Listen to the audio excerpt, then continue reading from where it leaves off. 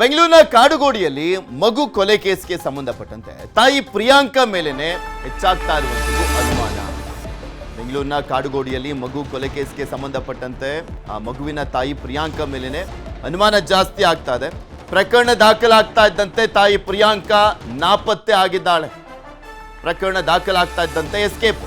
ಪ್ರಿಯಕರ ಮೋಹನ್ನ ವಶಕ್ಕೆ ಪಡೆದು ತೀವ್ರ ವಿಚಾರಣೆ ಮಾಡಲಾಗ್ತಾ ಇದೆ. ಗೆಳೆಯನ ಜೊತೆ ಸಂಬಂಧಕ್ಕೆ ಮಗು ಅಡ್ಡಿ ಅಂತ ಮಗುವನ್ನ ಕೊಲೆ ಮಾಡಲಾಯ್ತಾ ಅಂತ ಇಬ್ಬರು ಸೇರಿ ಕೊಂದಿದ್ದ, ಪ್ರಿಯಾಂಕಾಳೆ ಕೊಂದಿದ್ದ. ಇದ್ರ ಬಗ್ಗೆನೂ ಕೂಡ ತನಿಖೆಯನ್ನ ಮಾಡಲಾಗ್ತದೆ.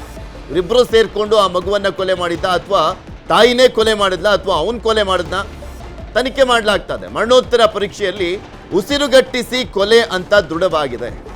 ಸೊ ಉಸಿರುಗಟ್ಟಿಸಿ ಕೊಲೆ ಮಾಡಲಾಗಿರುವಂಥದ್ದು ಯಾರಿಂದ?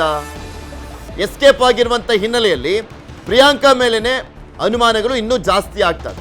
ಪತ್ನಿ ಹಾಗೂ ಆಕೆಯ ಪ್ರಿಯಕರ ಮೇಲೆ ಗಂಡ ಪ್ರವೀಣ್ ಆರೋಪವನ್ನೇ ಮಾಡಿರುವಂಥದ್ದು. ಇಬ್ಬರು ಸೇರಿ ಮಗುವನ್ನ ಕೊಂದಿದ್ದಾರೆ ಅಂತ ಪ್ರವೀಣ್ ಆರೋಪವನ್ನೇ ಮಾಡ್ತಾ ಇದ್ದಾರೆ. ಪ್ರಿಯಾಂಕಾ ವಿರುದ್ಧ ಸಾಕ್ಷ್ಯ ಸಂಗ್ರಹ ಮಾಡ್ತಾ ಇರುವಂಥದ್ದು ಪೊಲೀಸರು. ಮೋಹನ್ ಮೊಬೈಲ್ ಪರಿಶೀಲನೆಯನ್ನ ಮಾಡ್ತಾ ಇದ್ದಾರೆ ಪೊಲೀಸರು. ಪ್ರಿಯಾಂಕಾಳಿಗಾಗಿ ಪೊಲೀಸರಿಂದ ಮುಂದುವರೆದಿದೆ ಶೋಧ.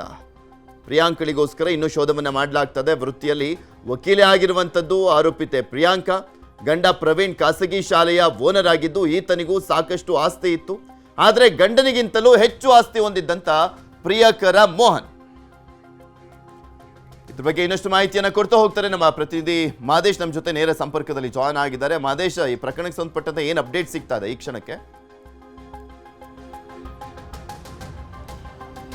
ಪೃಥ್ವಿ, ಪ್ರಕರಣಕ್ಕೆ ಸಂಬಂಧಪಟ್ಟಂತೆ ಆರೋಪಿತ ಪ್ರಿಯಾಳನ್ನ ಕಾಡುಗೋಡಿ ಪೊಲೀಸರು ತೀವ್ರ ಹುಡುಕಾಟ ಮಾಡುವಂತ ಕೆಲಸವನ್ನು ಮಾಡ್ತಿದ್ದಾರೆ. 4ನೇ ತಾರೀಕು ಯಾವಾಗ ಕೊಲೆ ಪ್ರಕರಣ ದಾಖಲಾಗುತ್ತೋ ಆಗಿನಿಂದಲೂ ಕೂಡ ಆಕೆ ಮೊಬೈಲ್ ಅನ್ನ ಸ್ವಿಚ್ ಆಫ್ ಮಾಡಿಕೊಂಡು ಎಸ್ಕೇಪ್ ಆಗಿದ್ದಾಳೆ ಅಂತೇಳಿ ಗೊತ್ತಾಗಿದೆ. ಈಗಾಗಲೇ ಪ್ರಿಯಕರ ಮೋಹನ್ ಅನ್ನ ಅರೆಸ್ಟ್ ಮಾಡಿ ಕಸ್ಟಡಿಗೆ ಪಡೆದು ವಿಚಾರಣೆ ಮಾಡುವಂತ ಕೆಲಸವನ್ನು ಮಾಡ್ತಿದ್ದಾರೆ. ವಿಚಾರಣೆ ವೇಳೆ ಆತ ತನಗೇನು ಗೊತ್ತಿಲ್ಲ ಅನ್ನುವಂತಹ ಹೇಳಿಕೆಗಳನ್ನ ಕೊಡ್ತಿದ್ದಾನೆ. ಆದ್ರೆ ಪ್ರಿಯಾಂಕಾ ಸದ್ಯಕ್ಕೆ ಎಸ್ಕೇಪ್ ಆಗಿರೋದ್ರಿಂದ ಈ ಒಂದು ಕೊಲೆಯನ್ನ ಅವರಿಬ್ರು ಕೂಡ ಸೇರ್ಕೊಂಡು ಮಾಡಿದಾರ ಅಥವಾ ಆಕೆ ಕೊಲೆ ಮಾಡಿದಾರ ಅನ್ನುವಂತ ಒಂದಷ್ಟು ಅನುಮಾನಗಳು ಜಾಸ್ತಿ ಬರ್ತಿದ್ವೆ. ಆ ಒಂದು ನಿಟ್ಟಿನಲ್ಲಿ ಪೊಲೀಸರು ಹುಡುಕಾಟ ಮಾಡುವಂತ ಕೆಲಸವನ್ನು ಮಾಡ್ತಿದ್ದಾರೆ. ಈ ಒಂದು ಪ್ರಕರಣಕ್ಕೆ ಈ ರೀತಿಯಾಗಿ ತಿರುವು ಪಡೆದಕ್ಕೆ ಒಂದಷ್ಟು ಅಂಶಗಳಿದಾವೆ. ಅಂದ್ರೆ ಈ ಒಂದು ವಿಚಾರದಲ್ಲಿ ಸ್ಟಾರ್ಟಿಂಗ್ ಆ ಒಂದು ಮಗುವಿನ ಸಾವಿಗೆ ವಿಚಾರಕ್ಕೆ ಸಂಬಂಧಪಟ್ಟಂತೆ ಎರಡು ರೀತಿಯಾಗಿ ಈಕೆ ಅಂದ್ರೆ ಆರೋಪಿತೆ ಪ್ರಿಯಾಂಕಾ ತನ್ನ ಅಣ್ಣ ರಾಘವೇಂದ್ರ ಬಳಿ ಎರಡು ರೀತಿಯಾದಂತಹ ಕತೆ ಕಟ್ಟಿರ್ತಾಳೆ. ಮೊದಲು ಬಿರಿಯಾನಿಯನ್ನ ಅಂದ್ರೆ ರಾತ್ರಿ ಬಿರಿಯಾನಿಯನ್ನ ತಿನ್ನಿಸಿದ್ದೆ, ರಾತ್ರಿ ಚೆನ್ನಾಗಿ ಇದ್ಲು, ಆದ್ರೆ ಬೆಳಗ್ಗೆ ಎದ್ದೇಳಷ್ಟರಲ್ಲಿ ಆಕೆ ಸಾವನ್ನಪ್ಪಿದ್ದಾಳೆ ಅಂತೇಳಿ ಮಗಳ ಸಾವಿನ ಬಗ್ಗೆ ಅಣ್ಣನಿಗೆ ಹೇಳ್ಕೊಂಡಿರ್ತಾಳೆ. ಅದಾದ್ಮೇಲೆ ಮತ್ತೊಂದು ಬಾರಿ ಕೇಳಿದಂತ ಸಂದರ್ಭದಲ್ಲಿ ರಾತ್ರಿ ಬರ್ತ್ಡೇ ಪಾರ್ಟಿಗೆ ಅಂತೇಳಿ ನಾವು ಬೇರೆ ಬೇರೆ ಕಡೆ ಹೋಗಿದ್ವಿ. ಅಂದ್ರೆ ಈ ಕೊಲೆ ನಡೆದ ದಿನ ಅಂದ್ರೆ 24ನೇ ತಾರೀಕು ಪ್ರಿಯಾಂಕಾ ಬರ್ತ್ಡೇ ಇರುತ್ತೆ. ಪ್ರಿಯಾಂಕಾ ಬರ್ತ್ಡೇ ಹಿನ್ನೆಲೆಯಲ್ಲಿ ಪ್ರಿಯಕರ ಮೋಹನ್ ಹಾಗೂ ಮಗು 3 ಜನರು ಕೂಡ ಪಾರ್ಟಿಗೆ ಅಂತೇಳಿ ಸಾಕಷ್ಟು ಕಡೆ ಹೋಗಿರ್ತಾರೆ. ಬೇರೆ ಬೇರೆ ಕೆಫೆಯಲ್ಲಿ ಕೂಡ ಇವರು ಹೋಗಿ ಪಾರ್ಟಿಯನ್ನ ಮುಗಿಸ್ಕೊಂಡು ಬಂದಿರ್ತಾರೆ. ಬಂದಂತ ಸಂದರ್ಭದಲ್ಲಿ ಈ ಒಂದು ಸಂದರ್ಭದಲ್ಲಿ ಪಾರ್ಟಿಗೆ ಹೋದಂತ ಸಂದರ್ಭದಲ್ಲಿ ನಾನು ಮಗುವಿಗೆ ಐಸ್ ಕ್ರೀಮ್ ಅನ್ನ ಕೊಡಿಸಿದ್ದೆ, ಐಸ್ ಕ್ರೀಮ್ ತಿನ್ನಿಸಿದ್ದೆ. ಅದಾದ್ಮೇಲೆ ಕಾರಿನಲ್ಲಿ ಮಗುವನ್ನ ಎಸಿ ಹಾಕಿಸಿ ಮಲಗಿಸಿದ್ದೆ. ಆ ಒಂದು ಸಂದರ್ಭದಲ್ಲಿ ಮಗು ಚೆನ್ನಾಗಿ ಇತ್ತು, ಮನೆಗೆ ಬಂದು ಮಲಗಿಸಿದ್ವಿ.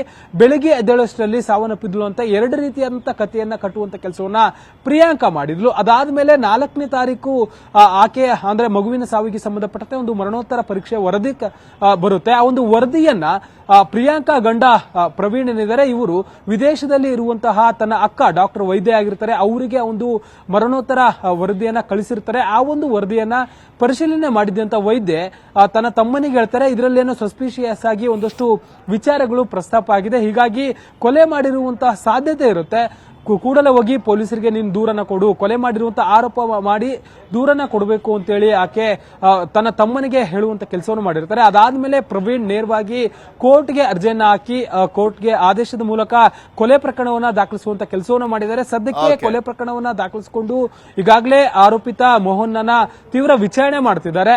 ಇವರಿಬ್ರು ಕೂಡ ತಮ್ಮ ಒಂದು ಸಂಬಂಧಕ್ಕೆ ಆಕೆ ಮಗು ಅಡ್ಡಿ ಆಗ್ತಿರ್ಬೋದು ಅನ್ನೋ ಕಾರಣಕ್ಕೆ ಕೊಲೆ ಮಾಡಿರುವಂತ ಶಂಕೆ ಸದ್ಯಕ್ಕೆ ವ್ಯಕ್ತವಾಗಿದೆ. ಆರೋಪಿತನ ಮೊಬೈಲ್ ಅನ್ನ ಪರಿಶೀಲನೆ ಮಾಡ್ತಿದ್ದಾರೆ, FSLಗೆ ಕಳಿಸೋಕು ಕೂಡ ಮುಂದಾಗಿದ್ದಾರೆ. ಮತ್ತೊಂದು ಕಡೆ ಪ್ರಿಯಾಂಕಾಗಾಗಿ ಹುಡುಕಾಟ ಮುಂದುವರೆದಿದೆ. ಧನ್ಯವಾದ ಮಾದೇಶ್ ನಿಮ್ಮೆಲ್ಲ ಮಾಹಿತಿಗಾಗಿ.